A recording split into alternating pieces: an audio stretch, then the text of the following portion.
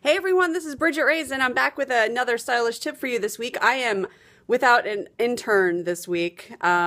She's not here today, so I am doing this myself. I have my iPhone propped up to film. I'm very techie, clearly. And she is not here today, so I'm doing this myself. And it's weird, once you have someone helping you and you have a day without them, it's like you're missing help. Like you get so used to having someone at anything hold the camera for you. So I want to talk today about dressing a large tummy or a tummy area, because I've talked about having a large chest and having large thighs and large legs, but I haven't really gotten into this, and I know it's a big issue for a lot of women. Before I do, though, last week I was talking about, if you watch my videos regularly, that I was feeling very Carol Brady and I was in desperate need of a haircut and color, and thankfully today I got a refresher on my hair, got a fresh cut, got a fresh color, and I have to recommend this product that my hairstylist made for me, that you might be able to get your hands on as well. It's a product called Fabuloso Pro. Now, what it is a conditioner. So it starts out like a white conditioner, and what your stylist can do for you if they carry this product is they can mix in pigment to work with the color of your hair. So obviously my color is kind of this really pretty coral. It's an orangey shade because that's my hair color.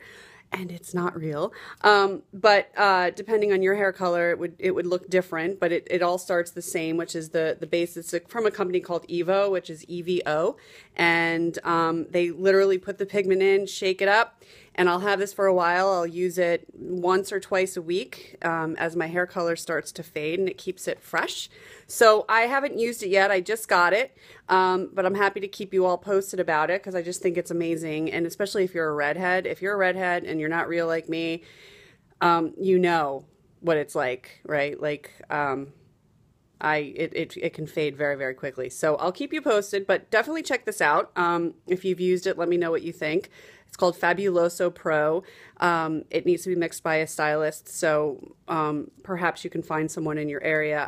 My hairstylist is in Brooklyn, so if you're in Brooklyn, I'm happy to tell you where I go to get it. Well, I'll keep you posted on it, but I'm really excited to try it out. So hopefully my hair will stay as fresh and bright and vibrant as it is right now.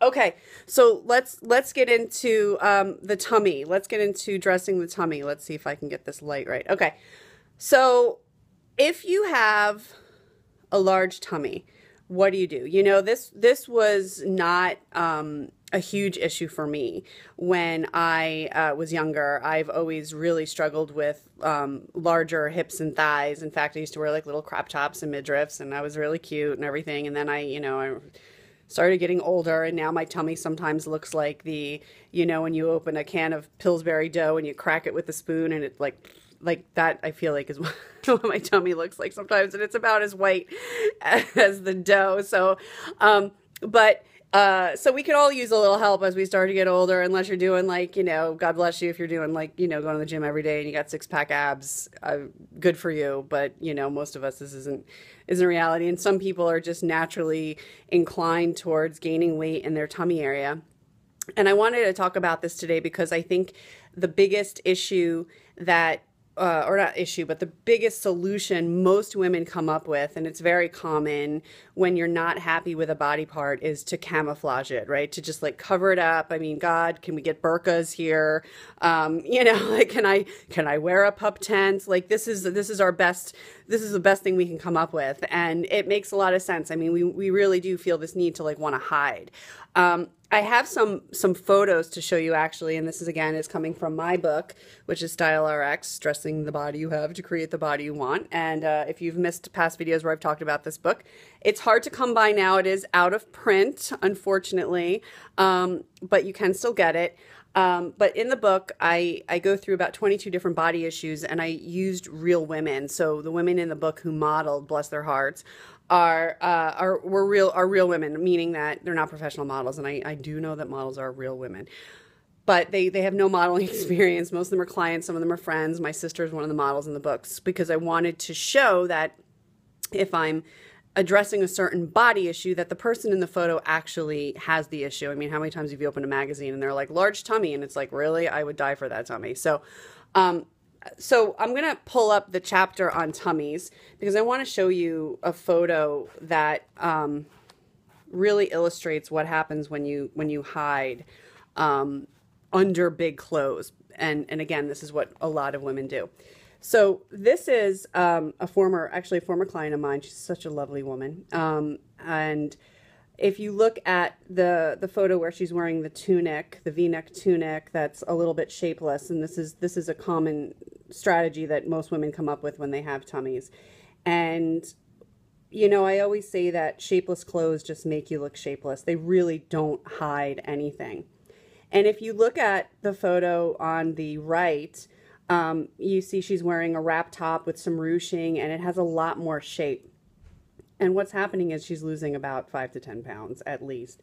And you're not seeing all the lumps and bumps. I mean, unfortunately, when you wear a very shapeless top, especially if it's flimsy, you know, I call it the fat in the Ziploc bag analogy. So it's basically like if you take fat and you put it in a Ziploc bag, the fat's kind of free to jiggle however the bag moves. Versus if you put it in a container, like a Tupperware container, that fat goes to the shape of what it is that you're wearing. The problem is that most women are afraid of structure. They're afraid of shape when they're not feeling particularly pleased with a part of their body. But what this photo proves is that if you choose the right type of structure, it actually is more beneficial, and it will actually make you look a lot slimmer than you would if you wore something that was shapeless. So there's a few solutions going on in the photo of my client on the right.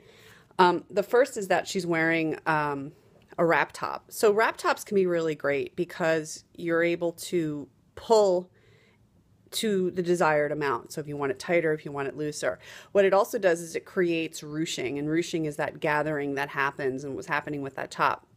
And the beauty of ruching is that you really can't tell whether or not it's you or the shirt. Where are the lumps and bumps coming from? So your tummy you can camouflage it that way. No one can really tell.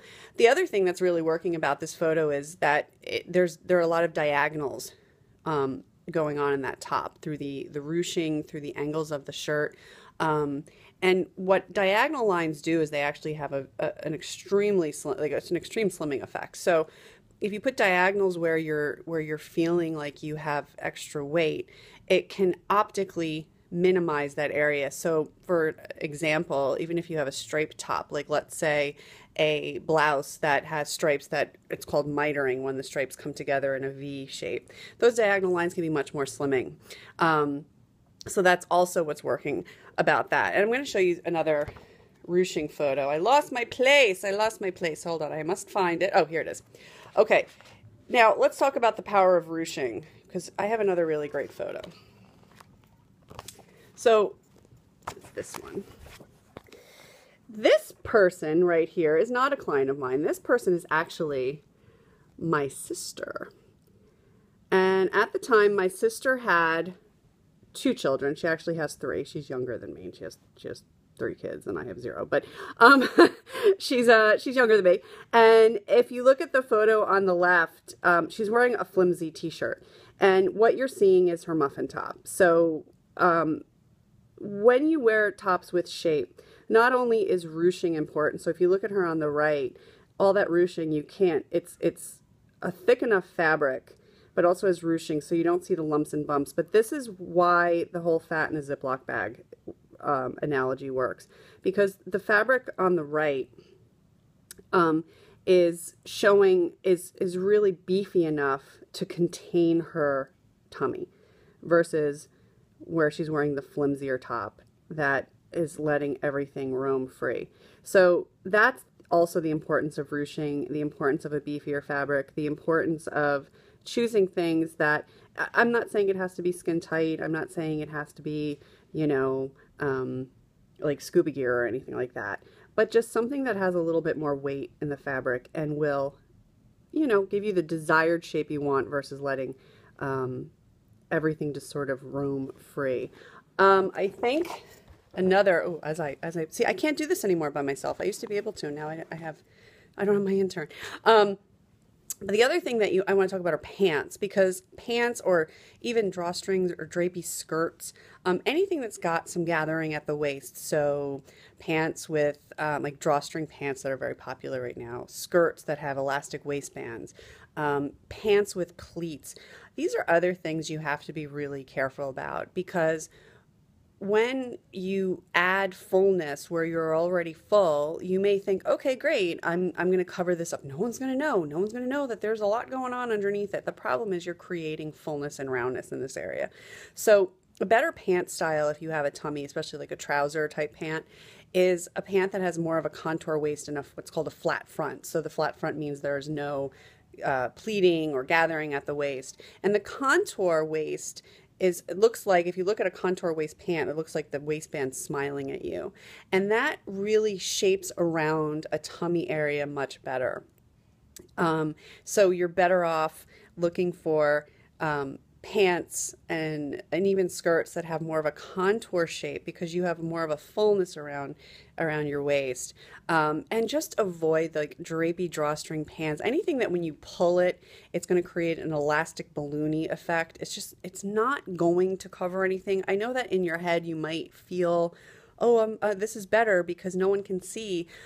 But you're really not hiding anything. And I would imagine there are plenty of photos of you out there that you think you look like you're minimizing or hiding something, and you're hiding. So you might want to rethink it.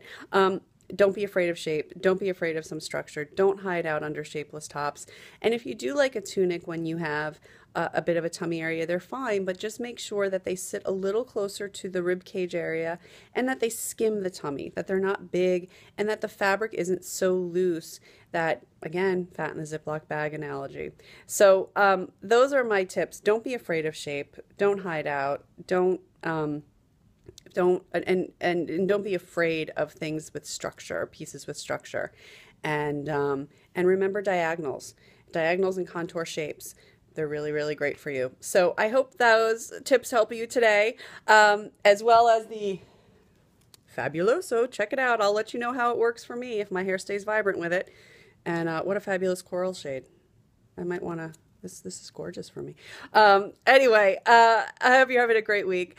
If you have a question that you want me to answer for you, you can visit my website, bridgettereys.com. Find me on Facebook, facebook.com/Bridgette Reys Style Expert, and on all other social media, Twitter, Instagram, Pinterest, and more. It's always at Bridgette Reys. Always great catching up with you, and I'll see you next week.